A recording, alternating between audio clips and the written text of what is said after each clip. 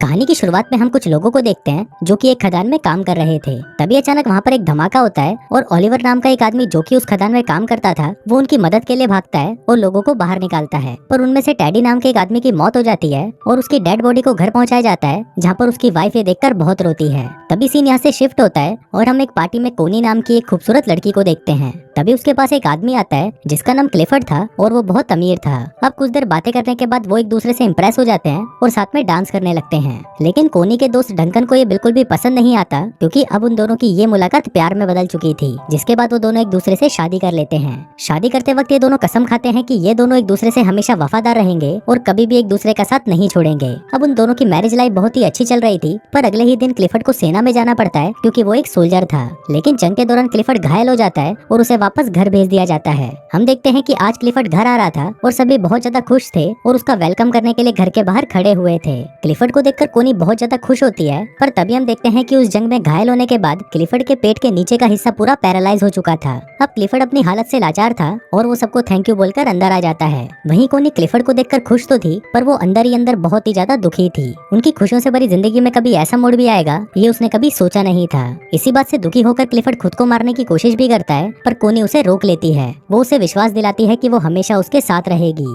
अब इसके दूसरी तरफ हम ओलिवर को देखते हैं जो कि अपनी मंगेतर को लेटर लिख रहा होता है कि इस बार वो किसी खदान में काम नहीं कर रहा बल्कि इस बार वो जंग में है। फिर कुछ दिनों बाद जब ओलिवर छुट्टी लेकर घर पर आता है तो वहाँ पर वो अपनी मंगेतर को किसी दूसरे आदमी के साथ देख लेता है और उससे बिना मिले ही वहाँ से चला जाता है। फिर कुछ दिनों बाद ओलिवर काम मांगने के लिए क्लिफर्ड के पास जाता है। इसके बाद जब क्लिफर्ड उससे बात कर रहा था तब उसे पता चलता है कि ओलिवर भी उसी जंग में उसके अंडर काम कर रहा था। क्लिफर्ड इससे काफी इम्प्रेस हो जाता है और ओलिवर को उसके पक्षियों का ख्याल रखने का काम दे देता है। अपाहिज होने की वजह से क्लिफर्ड अपने लिए एक गाड़ी खरीदता है और जब वो उसमें बैठकर घूमता है तो उसे लगता है कि मानो उसके पैर वापस आ गए हों। फिर एक दिन वो कोनी के साथ ओलिवर के पास जाता है जो कि जंगल में बने एक कॉटेज में रहता था और पक्षियों की देखभाल करता था। वहाँ पर पहली बार कोनी ओलिवर को देखती है, जिसे देखते ही वो उससे प्यार कर बैठती है। फिर वहाँ से वापस आते वक्त कोनी ओलिवर को इशारा देती है, पर ओलिवर उसे समझ नहीं पाता। अगले दिन एक मेड कोनी के पास आती है और उसे कहती है कि ओलिवर अपने कॉटेज की चाबी मांग रहा है, तो कोनी खुद उसे वो चाबी देने उसके पास चली जाती है। फिर जब वो ओलिवर के पास पहुँचती है तो ओलिवर उसे ठीक से बात नहीं करता और उसे कहता है कि आपको ये तकलीफ उठाने की कोई जरूरत नहीं है। कोनी को भी ओलिवर के इस बिहेवियर पर गुस्सा आ जाता है और वो गुस्से में वहाँ से चली जाती है।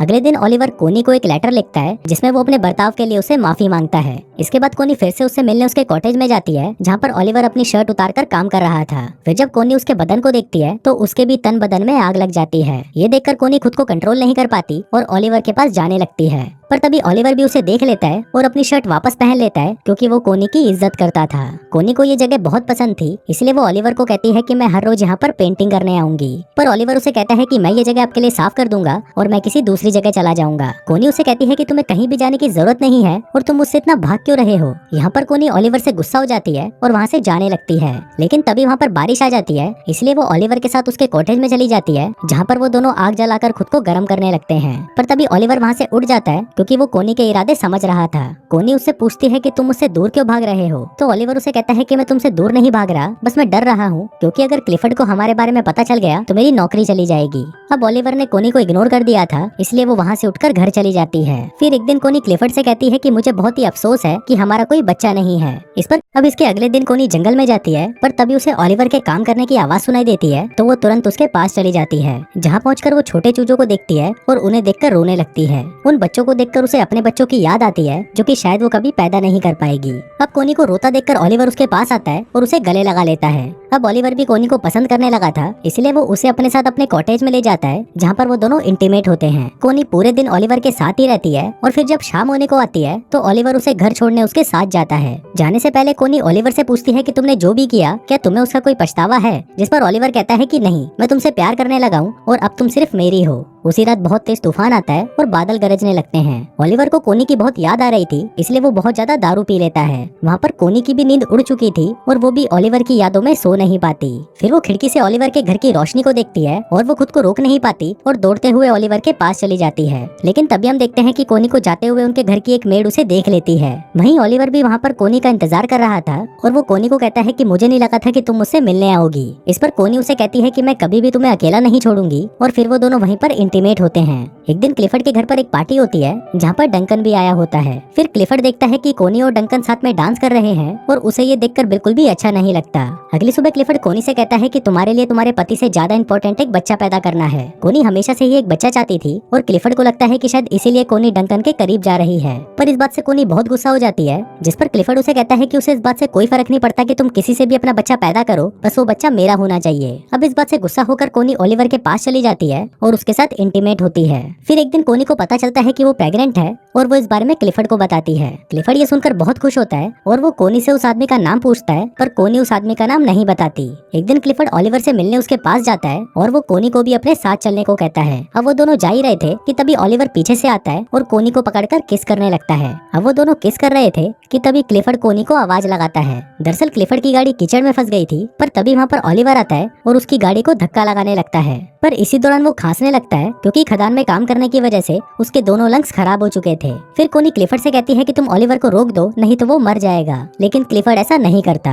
अब फाइनली ओलिवर उसकी गाड़ी को कीचड़ से निकाल देता है और खांसता हुआ वहाँ से चला जाता है। थोड़ी देर बाद कोनी ओलिवर के पास आती है तो ओलिवर उसे गुस्से में कहता है कि उसने 12 सालों तक उनकी खदानों में काम किया और अपने लंग्स खराब कर दिए, लेकिन इसके बाद भी उसे जंग के लिए फ्रांस भेज दिया गया। वो कहता है कि मेरी लाइफ तुम लोगों जैसी नहीं है, इसलिए तुम अपने पति के पास वापस चली जाओ। फिर एक दिन कोनी की मेड मिस बोल्टन ओलिवर के कॉटेज में जाती है जहाँ पर उसे कोनी की डायरी मिलती है और उस डायरी को देखकर वो समझ जाती है कि कोनी के पेट में जो बच्चा है वो ओलिवर का है। एक दिन क्लिफर्ड आने वाले बच्चे की खुशी में अपने घर पर एक पार्टी रखता है, पर तभी वहाँ पर मिस बोल्टन आती है और क्लिफर्ड को कहती है कि कोनी के पेट में जो बच्चा है वो ओलिवर का है। फिर जब कोनी क्लिफर्ड से मिलती है तो क्लिफर्ड उससे बहुत नाराज हो जाता है। इसके बाद कोनी मिस बोल्टन के पास आती है और उसे पूछती है कि तुम्हें किसने बताया। मिस बोल्टन कहती है कि मुझे कुछ भी बताने की जरूरत नहीं है। अब कोनी को लगता है कि शायद मिस बोल्टन को ओलिवर ने बताया होगा, पर मिस बोल्टन उसे कहती है कि उसने मुझे कुछ नहीं बताया। अब इस बात से कोनी रोने लगती है और उसे कहती है कि वो ओलिवर से बहुत प्यार करती है। फिर मिस बोल्टन उसके पास आती है और उससे माफी मांगते हुए कहती है कि जल्दी से ओलिवर के पास जाओ, वरना तुम्हारा पति उसे मार देगा।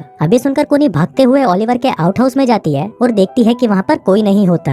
ये देखकर कोनी रोने लग जाती है, पर तभी वहाँ पर ओलिवर आ जाता है और उसे देखकर कोनी उसे गले लगा लेती है। इसके बाद हम देखते हैं कि कोनी क्लिफर्ड के घर पर आती है जहाँ पर वो उससे डिवोर्स मांगती है, पर क्लिफर्ड उसे मना कर देता है और ओलिवर को बुलाने के लिए कहता है। पर फिर जब ओलिवर वहाँ पर आता है तो वो दोनों आपस में बहुत बहस करते हैं और फाइनली कोनी और ओलिवर क्लिफर्ड के घर को छोड़कर चले जाते हैं। फिर उनके जाते वक्त क्लिफर्ड वहाँ पर आता है और वो कोनी को तलाक देने के लिए मान जाता है। दोस्तों, ये फिल्म किसी भी तरह से कोनी के ये काम को जस्टिफाई नहीं करती। कोनी ने क्लिफर्ड के साथ जो भी किया वो सही नहीं था। यहाँ पर डायरेक्टर आपके लिए ओपन एंडिंग छोड़ देता है जहाँ पर आपको खुद डिसाइड करना है कि कौन सही है और कौन गलत। और दोस्तों, इसी के साथ ही ये कहानी यहीं खत्म हो जाती है।